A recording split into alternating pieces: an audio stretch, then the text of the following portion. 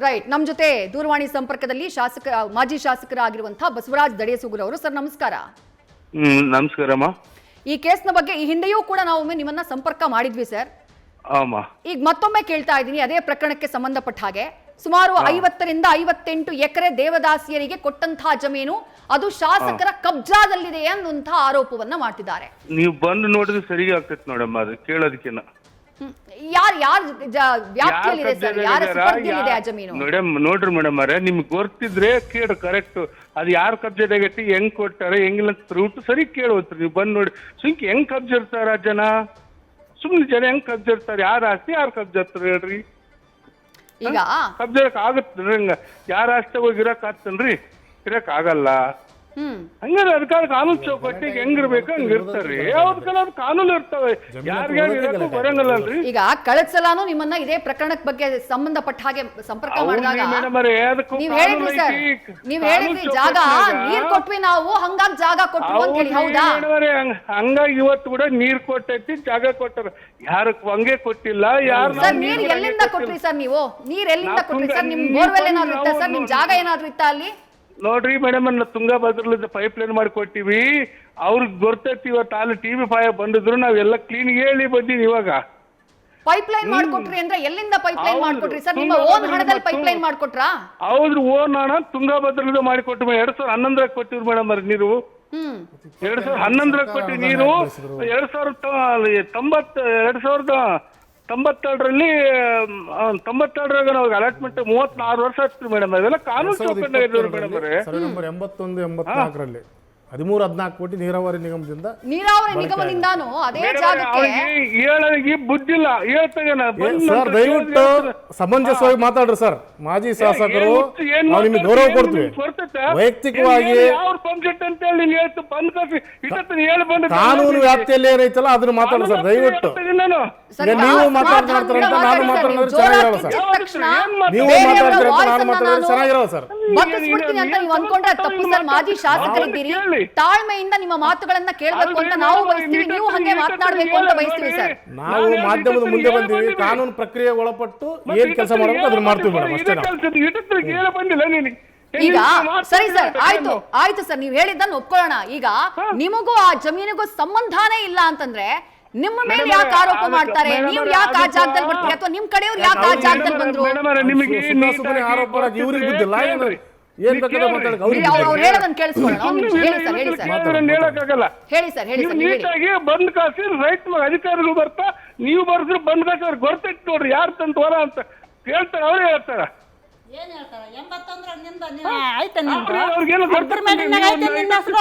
ಅಗ್ರಿಮೆಂಟ್ನಾಗ 81 ನಿಂದೈತಾ? ನಿಂದಿದ್ರೆ ನೀನು ಮಾತಾಡು. ಈಗ ನೀನು ಮಾತಾಡೋಷ್ಟು ರೂಲ್ಸ್ ಇಲ್ಲ. 81 ನಂದೇ 36 ವರ್ಷ ನಂದೇನೆ. ಈಗ ನೀನು ಬಂದು 13 ವರ್ಷದಲ್ಲಿ ರಿಲೀಸ್ ಮಾಡಕ್ ಬಂದ್ರೆ ನಾನು ರಿಲೀಸ್ ಕೇಳಲ್ಲ. ನಿಮ್ಗೆ ಏನೈತಿ? ನೀನು ಮಾತಾಡು. ನನ್ನ ಖರೀದಿ ಮಾಡಕ್ ನೀನ್ ಯಾರು? ನನ್ನ ಖರೀದಿ ಮಾಡಕ್ ನೀನ್ ಯಾರು? ನಿಮ್ಮ ಮನೆಗಳಿಂದ ನೀರ್ ತಗೊಂಬಂದಿದ್ದ? ನಿಮ್ಮ ಅಪ್ಪನ ಫೋನ್ ತಗೊಂಬಂದ್ ನನಗೆ ನೀರ್ ತಗೊಂಬಂದ್ ಕೊಟ್ಟಿಯಾ? ಹೇಳುವಂಗ ನಿಮ್ಮ ಅಪ್ಪನ ರೊಕ್ಕ ತಗೊಂಬಂದ್ ನನಗೆ ನೀರು ಕೊಟ್ಟಿಯಾ? ದುಡ್ಡು ತಗೊಂಬಂದ ನನಗೆ ನೀರು ಕೊಟ್ಟಿಲ್ಲ. ನೀನು ದುಡ್ಡು ತಗೊಂಬಂದ ನೀರು ಕೊಟ್ಟಿಲ್ಲ. ನನ್ನ ಆಸ್ತಿ ನನ್ನ ಮಾತು. 81 ಸರ್ವೆ ನಂಬರ್ ನಂದೇ. 81 ಸರ್ವೆ ನಂಬರ್ ನಂದೇ. ನೀನು ಮಾತಾಡ್ಬಾರ್ದಂತ ಅವ್ರಿಗೆ ಮಾತಾಡೋದಿಲ್ಲ. ನಾನು ಕರ್ಕೊಂಡ್ ಬಂದಿದ್ದ ಅವ್ರು ಮಾತಾಡ್ತಾ ಇದಾರೆ. ನೀನು ಮಾತಾಡೋದೇನು? ನಿನ್ನ ಆಸ್ತಿ ನಿಂದು 36 ವರ್ಷದಿಂದ ನಿಂದ ರೂಲ್ಸ್ ಇದ್ದ ನೀನು ಮಾತಾಡು.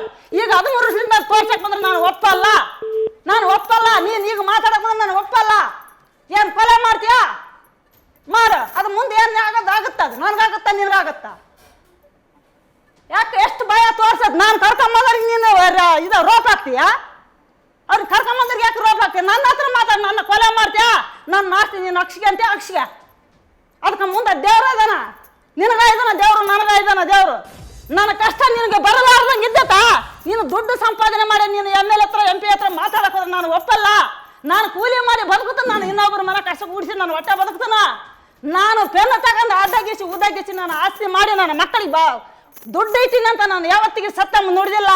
ನಾನು ಬೆಳೆದು ಉಂಟುನ ನನ್ನ ಮಕ್ಕಳಿಗೆ ನನಗೆ ಅನ್ನ ನ್ಯಾಯ ಕೊಡ್ರಿ ಅಂತ ಕೇಳ್ತೀನಿ. ನಾನು ಧರ್ಮಾಗಿ ಕೇಳ್ತೀನಿ ಸಿದ್ದರಾಮಯ್ಯ ಸಾರ್ಗೆ, ಇವ್ರಿಗೆ ನಾನು ಅಷ್ಟೇ ಕೇಳೋದು. TV9 ಹಿರಿಯರಿಗೆ ಎಲ್ಲರೂ ಕೇಳೋದನ್ನ ನಾನು ಸತ್ಯನೇ ಸತ್ಯ. ನಾನು ಇಲ್ಲಿ ಗಂಟ ಏನಾಗುತ್ತೋ ಅದಾಗಲಿ. ಬೆಂಗಳೂರು ನನಗೆ ಸತ್ಯ ಇದಕ್ಕೆ ಮರಣ ಕೊಡ್ತೀಯಾ, ನನ್ನ ಊರಲ್ಲೇ ಕೊಡ್ತೀಯಾ, ನನ್ನ ಬಾಗಿಲಿಗೆ ಬರ್ತೀಯಾ ಬಾ. ನಾನು ಇದನ್ನೇ ನುಡಿಯೋದು. ನಾನು MP ಎಲೆಕ್ಷನ್ಗೆ ನಾನು ಹೋದ್ರೆ ನನಗೆ ಅಡ್ಡ ಬರ್ತೀಯನೋ, ಅವ್ರ ಕಟ್ಕೊಂಡು ಇವ್ರು ಬರ್ತೀಯನೋ, ಲೇಡೀಸ್ ಕಟ್ಕೊಂಡು ಲೇಡೀಸ್ ಯಾಕೆ ಬರ್ತಾರೆ? ನಾನು ಕರ್ಕೊಂಬಂದಿನಿ ಅವ್ರನ್ನ. ನನ್ನ ನ್ಯಾಯ ಅವ್ರು ಮಾತಾಡ್ತಾರ, ನನ್ನ ನ್ಯಾಯ ಅವ್ರು ಮಾತಾಡ್ತಾರ. ನೀನ್ ಯಾರು ಮಾತಾಡಕ? ನಿನ್ನ ಅಕ್ಷರ ಗೊತ್ತಿದ್ರಿ ಹೇಳು. ನೀನೇನ ಓದ್ಕದ್ಯಾ?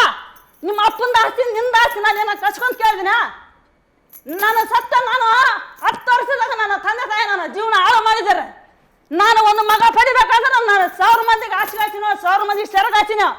ನೀನು ಅವೆಲ್ಲ ಉತ್ತರ ಕೇಳಕ್ ನೀನ್ ಯಾರು?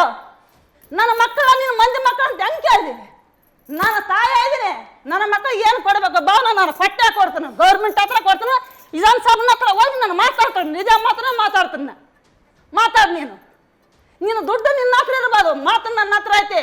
ನೀನೇನು 1000 ಮಂದಿನ ತಗೊಂಬಂದು ನಾನು ಏನಾದ್ರು ಮಾಡಿಸಿದ್ರೆ ಮಾಡಿಸು. ಇಲ್ಲ ಇರ್ತೀನಿ ನಾನು ಬೆಂಗಳೂರು.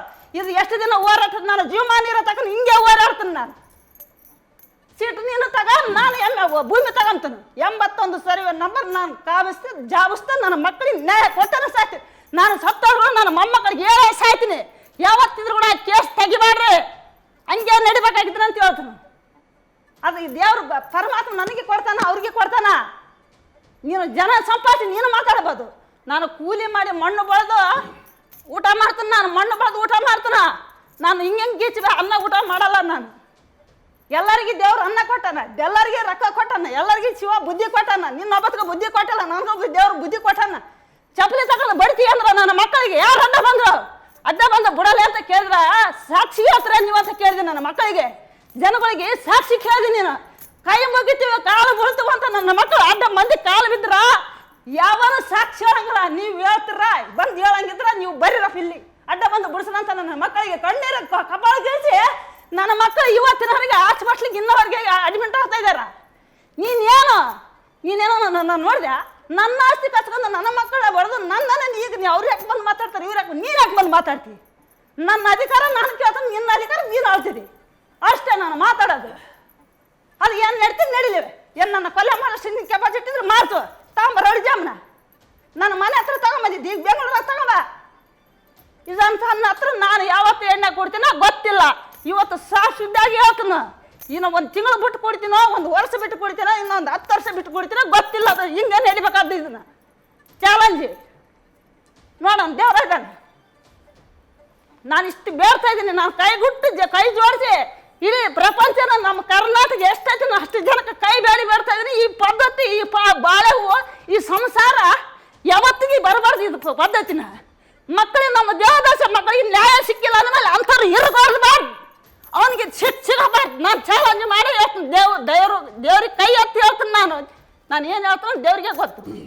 ನಮ್ಮ ಜೀವ ನಾವು ಏನು ಊಟ ಮಾಡ್ತೀವೋ ಏನಿಲ್ಲ. ನನ್ನ ಮಕ್ಕಳ ಕಡೆಗೆ ನಾನು ಇಷ್ಟು ಗಂಟೆ ಬಂದಿನಂದ್ರೆ, ನಾನು ಇಷ್ಟು ಮಾತಾಡೋಕೆ ನನ್ನ ಕೆಪಾಸಿಟಿ ಅಂದ್ರೆ, ನಾನು ಒಬ್ಬರನ್ನ ಕರ್ಕೊಂಬಂದಿನಿ ಅಂದ್ರೆ ಅವ್ರಿಗೆ ಮರ್ಯಾದೆ ಮೇಲೆ ಈತಿಗೆ ಏನು ಮರ್ಯಾದೆ? ಈತಿಗೆ ಎಲ್ಲನೂ ಮರ್ಯಾದೆ. ಜನ ಇಲ್ಲದಂಗೆ ಇದು ಮರ್ಯಾದೆ ತಗನ್ನ. ನನಗೆ ಮರ್ಯಾದೆ ಮೇಲೆ ನೀರಿಗೆ ಮರ್ಯಾದಿಲ್ಲ, ನನಗೆ ಮರ್ಯಾದಿಲ್ಲ, ತನಗೆ ಬಂದು ಮರ್ಯಾದೆ. ನಾನು ಇದನ್ನು ಕೇಳ್ತೀನಿ ರೀ. ಉದಾಹರಣೆ ನಾನು ಕರೆದ್ರೆ ಹೆಣ್ಮಕ್ಳು ಕರ್ಕೊಂಬಂದ್ರೆ ನಿನಗೆ ಮಾತಾಡೋಕೆ ಚಾನ್ಸ್ ಇಲ್ಲ ಅಂತಿದ್ದೆ. ನಿನಗೆ ಯಾರು ಕೊಟ್ರಪ್ಪ ಮರ್ಯಾದೆ ಮಾತಾಡೋಕೆ ಚಾನ್ಸು? ಜನ ಕೊಟ್ರೆ ನೀನೊಬ್ಬತ್ತು ಸಂಪಾದನೆ ಮಾಡಿದ್ವಿ. ನಾನು ಉತ್ತರ ಕೇಳ್ತೀನಿ ರೀ. ನಮ್ಮ ಮನೆಗೆ ನಾವು ಕಣ್ಣಿಗೆ ಮಕ್ಕಳು ನಿದ್ದೆ ಮಾಡೋಕ್ಕಿಲ್ಲ, ನಮ್ಮ ಜೀವಕ್ಕೆ ನಿದ್ದೆ ಮಾಡೋಕ್ಕಿಲ್ಲ. ಯಾವ ಟೈಮ್ನ ಕೊಲೆ ಮಾಡ್ತಾನೆ ನಂಬೋದು ಅವ್ರ ಮೇಲೆ ಬರೆದಿಟ್ಟು ಸಾಯ್ತೀನಿ ನಾನು.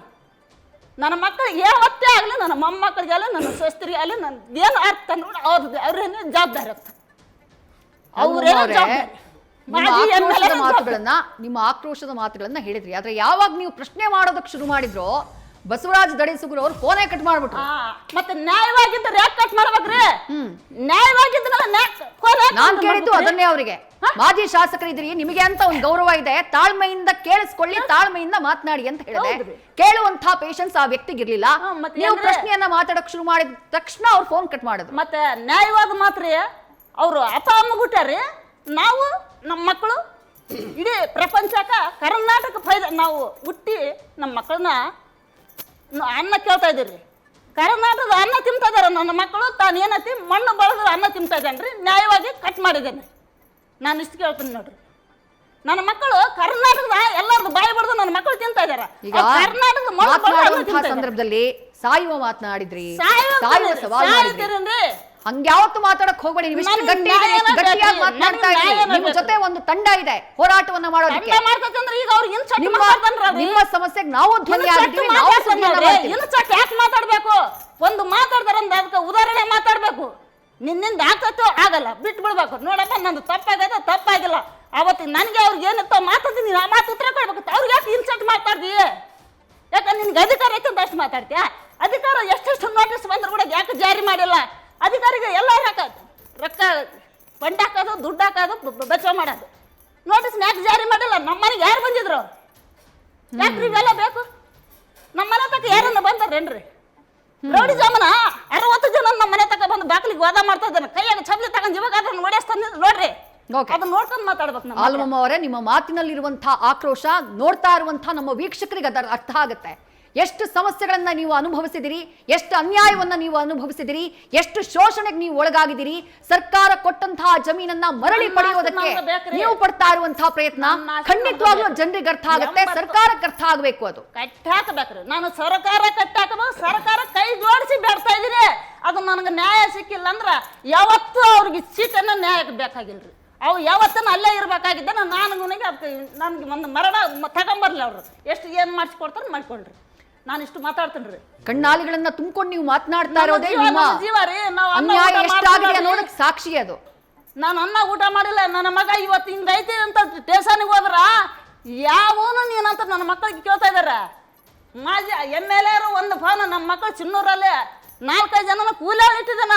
ಅವ್ರು ಬರ್ತಾರ ಫಾಲೋ ಒತ್ತು ಮಾಡ್ರ, ಅವ್ರು ಬರ್ತಾರ ಫಾಲೋ ಒತ್ತು ಮಾಡ್ರ. ಅವ್ರು ಮೆಸೇಜ್ ಕಳ್ಸಲ್ಲ, ಪೊಲೀಸರಿಗೆ ಫೋನ್ ಮಾಡಿದೆ, ಅವ್ರು ಇವ್ರಿಗೆ ಫೋನ್ ಮಾಡಿದೆ. ಇದೇನಾದ್ರೆ ಈಗ ನಾವು ಬಂದ್ರೆ ಬೆಳಗಂಟ ಇಲ್ಲಿಗೆ ಬಂದನ್ರಿ. ನಾವು ಬರ್ತಾ ಬಂದು ಸಭೆ ತನ್ ಗೊತ್ತಾಗತ್ತಲ್ಲ. 6 ಗಂಟೆಗೆ ಇಲ್ಲಿ ಬಂದು ನಿಂತ್ಕೊಂಡದನ್ನ. ಯಾಕ್ರಿ ನಮ್ನ ಯಾಕೆ ಕಾವಲಿ? ನಿನ್ನ ಹೋರಾಟ ನೀನು ನೀವೆಲ್ಲ ಏನ್ ಮಾಡ್ತಾ ಇದ್ದೀರಿ, ಎಲ್ಲಿ ಹೋಗ್ತಾ ಇದ್ದೀರಿ, ಯಾರು ಸಂಪರ್ಕ ಮಾಡ್ತಾ ಇದ್ದೀರಿ, ಎಲ್ಲಾನು ಫಾಲೋ ಆಗ್ತಾ ಇದ್ದೀರಿ.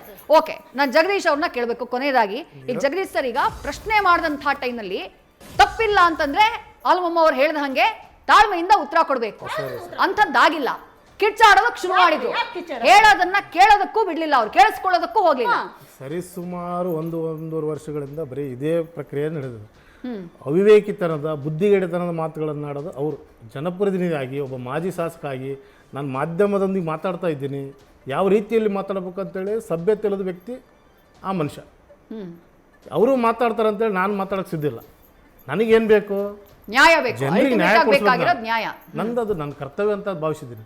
ಹಾಗಾಗಿ ನಾನು ಅವ್ರಿಗೆ ವೈಯಕ್ತಿಕವಾಗಿ ನಾನು ಅವ್ರ ಮೇಲೆ ಅಲಿಗೇಷನ್ ಏನಿಲ್ಲ. ಬಟ್ ಏನಂದರೆ ಈ ಪ್ರಕರಣಕ್ಕೆ ಸಂಬಂಧಪಟ್ಟಂಗೆ ಏನೇನು ಕಾಯ್ದೆ ಕಾನೂನುಗಳ ಉಲ್ಲಂಘನೆ ಆಗಿದೆ, ಅವರು ಏನು ದೌರ್ಜನ್ಯಗಳನ್ನು ಮಾಡಿದ್ದಾರೆ, ಅದೆಲ್ಲವೂ ಕೂಡ ಈಗಾಗಲೇ ಜಗಜ್ಜಾಹೀರಾಗಿದೆ. ನಾನು ಮೊದಲೇ ಹೇಳಿದಂತೆ. ಹಾಗಾಗಿ ನಾನು ಮತ್ತೊಮ್ಮೆ ಸರ್ಕಾರಕ್ಕೆ ಮನವಿ ಮಾಡಿಕೊಳ್ತೀನಿ. ಕಂದಾಯ ಸಚಿವರಲ್ಲಿ ಮನವಿ ಮಾಡಿಕೊಳ್ತೀವಿ, ಸಮಾಜ ಕಲ್ಯಾಣ ಸಚಿವರಲ್ಲಿ ಮನವಿ ಮಾಡಿಕೊಳ್ತೀವಿ, ಮುಖ್ಯಮಂತ್ರಿಗಳಲ್ಲಿ ಮನವಿ ಮಾಡ್ಕೊತೀವಿ, ಮತ್ತು ಎಲ್ಲ ಮಾಧ್ಯಮಗಳಲ್ಲಿ ಕೂಡ ಮನವಿ ಮಾಡ್ಕೊತೀವಿ. ನಿರಂತರವಾಗಿ ಫಸ್ಟ್ ನ್ಯೂಸ್ ಕೂಡ ನಮಗೆ ನಿರಂತರವಾಗಿ ಅವ್ರ ಬಗ್ಗೆ ವರದಿಯನ್ನು ನೀಡ್ತಾ ಒಂದು ಸರ್ಕಾರದ ಮಟ್ಟದಲ್ಲಿ ಒಂದು ಒಳ್ಳೆ ಬೆಳಕು ಚೆಲ್ಲಿದೆ ಅಂತ ನಾನು ಅಂದ್ಕೊಂಡಿದ್ದೀನಿ. ಹಾಗಾಗಿ ಈ ಪ್ರಕರಣವನ್ನು ವಿಶೇಷ ಪ್ರಕರಣ ಅಂತೇಳಿ ಭಾವಿಸಿ 18 ಜನ ದೇವದಾಸಿ ಮಹಿಳೆಯರಿಗೆ ಒಂದೇ ಬಾರಿಗೆ ನ್ಯಾಯ ಕೊಡುವಂಥ ಕೆಲಸ ಸರ್ಕಾರ ಮಾಡಿದರೆ ಭಾಳ ಚೆನ್ನಾಗಿರುತ್ತೆ ಅಂತೇಳಿ ನನ್ನ ಭಾವನೆ. ವಿಶೇಷ ಒಂದು ತನಿಖಾ ಸಮಿತಿಯನ್ನು ರಚನೆ ಮಾಡ್ರಿ. ಅವರೇ ಹೇಳ್ತಾ ಇದ್ದಾರೆ, ಆಯ್ತು ವಾಸ್ತವದಲ್ಲಿ ಸ್ಥಾನಿಕ ಪರಿಶೀಲನೆ ಆಗಲಿ ಅಂತ ಹೇಳ್ತಿದ್ದಾರೆ ಮಾಜಿ ಶಾಸಕರು. ನಂದು ಅದಕ್ಕೆ ಎರಡನೇ ಮಾತಿಲ್ಲ. ಖುದ್ದು ಸರ್ವೆ ನಂಬರ್ 81, 84ರಲ್ಲಿ ಬರಲಿ ತನಿಖಾ ಸಮಿತಿ. ಬಟ್ ಏನಂದ್ರೆ ಅಲ್ಲಿ ಅಧಿಕಾರಿಗಳು ಅವನ ಕಪಿಮುಷ್ಟಿಯಲ್ಲಿದ್ದಾರೆ, ಮಾಜಿ ಶಾಸಕರ ಕಪಿಮುಷ್ಟಿಯಲ್ಲಿದ್ದಾರೆ. ಹಾಗಾಗಿ ಏಕಪಕ್ಷೀಯ ತನಿಖೆ ಬೇಡ, ನಿಷ್ಪಕ್ಷಪಾತವಾಗಿ ತನಿಖೆ ಆಗಬೇಕು. ಸರ್ಕಾರ ತಮ್ಮ ಮಟ್ಟದಲ್ಲಿ ಒಂದು ತನಿಖಾ ಸಮಿತಿಯನ್ನು ಕಳಿಸಿಕೊಡ್ಲಿ, ಸ್ಥಾನಿಕವಾಗಿ ಪರಿಶೀಲನೆ ಆಗಲಿ, ಸಮಗ್ರ ವರದಿ ಸರ್ಕಾರಕ್ಕೆ ಮುಟ್ಲಿ, ಅವ್ರಿಗೆ ನ್ಯಾಯ ಸಿಕ್ಕೇ ಸಿಗುತ್ತಲ್ಲ. ಅದು ಎರಡನೇ ಮಾತಲ್ಲ. ರೈಟ್ ಸರ್, ಇಷ್ಟೊತ್ತು ನಮ್ಮ ಸ್ಟುಡಿಯೋದಕ್ಕೆ ಬಂದು ನಿಮ್ಮ ಸಮಸ್ಯೆಯನ್ನ ಹೇಳ್ಕೊಂಡ್ರಿ. ನಿಮ್ಮ ಸಮಸ್ಯೆಗಳು ಏನು ಅನ್ನೋದನ್ನ ಜನರ ಗಮನಕ್ಕೆ ತರುವಂತಹ ಪ್ರಯತ್ನವನ್ನ ಮಾಡಿದ್ವಿ. ಆ ಮಾಜಿ ಶಾಸಕರನ್ನು ಪ್ರಶ್ನೆ ಮಾಡಿದ್ವಿ, ತಹಶೀಲ್ದಾರನ್ನು ಪ್ರಶ್ನೆ ಮಾಡಿದ್ವಿ. ನೀವು ಹೋರಾಟವನ್ನ ಕೈ ಬಿಡುವಂತಹ ಕೆಲಸವನ್ನ ಮಾಡಬೇಡಿ, ಹಿಂದಕ್ಕೆ ಹೆಜ್ಜೆ ಇರುವಂತಹ ಕೆಲಸವನ್ನ ಮಾಡಬೇಡಿ. ನಾನು ಚಾಲೆಂಜ್, ನನ್ನ ಜೀವಮಾನ ಇತ್ತು ಇಲ್ಲ, ನನ್ನ ಮಗ ಸತ್ರ ನನ್ನ ಮೊಮ್ಮಕ್ಕಳಿಗೆ ನ್ಯಾಯ ಸಿಗಬೇಕು. ನಾನು ಸತ್ಯವನ್ನು ನಿಮ್ಮಲ್ಲಿರುವಂತ ಹೋರಾಟದ ಶಕ್ತಿ ನನಗೆ ಬಹಳ ಇಷ್ಟ ಆಯ್ತು. ನನ್ನ ಮೊಮ್ಮಕ್ಕಳಿಗೆ ನ್ಯಾಯ ಸಿಗಬೇಕ್ರಿ, ನನಗೆ ಬೇಡ, ನನ್ನ ಮಗನಿಗೆ ಬೇಡ ರೀ. ನನ್ನ ಮೊಮ್ಮಕ್ಕಳಿಗೆ ನ್ಯಾಯ ಸಿಗೋದು ನಾನು ಸತ್ಯವನ್ನು ಹೇಳ್ತೀನಿ. ನಾನು 81 ಸರ್ವೆ ನಂಬರ್ ಬಿಟ್ಟು ಕೊಡಕ್ಕೆ ರೂಲ್ಸೇ ಇಲ್ಲ. ಈ ದೇವದಾಸಿಯರ ಕಣ್ಣೀರನ್ನ ನೋಡಿದಂತಹ ನಂತರವಾದ ಅವ್ರ ಸಮಸ್ಯೆಗಳನ್ನ ನೋಡಿದಂತಹ ನಂತರವಾದ್ರೂ ಸಂಬಂಧಪಟ್ಟಂತಹ ಇಲಾಖೆ, ಅದು ಕಂದಾಯ ಇಲಾಖೆ ಆಗಿರಬಹುದು, ಸಚಿವರಾಗಿರುವಂತಹ ಕೃಷ್ಣ ಬೈರೇಗೌಡ ಅವರು, ಸಮಾಜ ಕಲ್ಯಾಣ ಇಲಾಖೆ ಸಚಿವರಾಗಿರುವಂತಹ HC ಮಹದೇವಪ್ಪ ಅವರು ಈ ಬಗ್ಗೆ ಗಮನವನ್ನ ಹರಿಸಬೇಕು. ಲಾಯರ್ ಜಗದೀಶ್ ಅವರು ಹೇಳಿದ ಹಾಗೆ ಇದನ್ನೊಂದು ವಿಶೇಷ ಪ್ರಕರಣ ಅಂತ ಹೇಳಿ ಪರಿಗಣಿಸಿ ಈ ಬಗ್ಗೆ ತನಿಖೆಗೆ ಸರ್ಕಾರ ಮುಂದಾಗಬೇಕು. ಹಾಗೆ ತನಿಖೆಯನ್ನ ಮಾಡಿದ್ರೆ, ದಾಖಲೆಗಳನ್ನ ಪರಿಶೀಲನೆ ಮಾಡಿದ್ರೆ ಸತ್ಯ ಏನಿದೆ ಅನ್ನೋದು ಜಗತ್ತಿನ ಮುಂದೆ ಬರುತ್ತೆ. ಆ ದೇವದಾಸಿಯರಿಗೆ ನ್ಯಾಯ ಸಿಗುತ್ತೆ ಅನ್ನೋದು ಅವರ ಆಗ್ರಹ. ಇದು ನಮ್ಮ ಆಶಯ, ನಮ್ಮ ಆಗ್ರಹ ಕೂಡ. ನ್ಯೂಸ್ ಫಸ್ಟ್ ನಿರ್ಭೀತಿಯಿಂದ ನಿಮ್ಮ ಪರವಾಗಿ.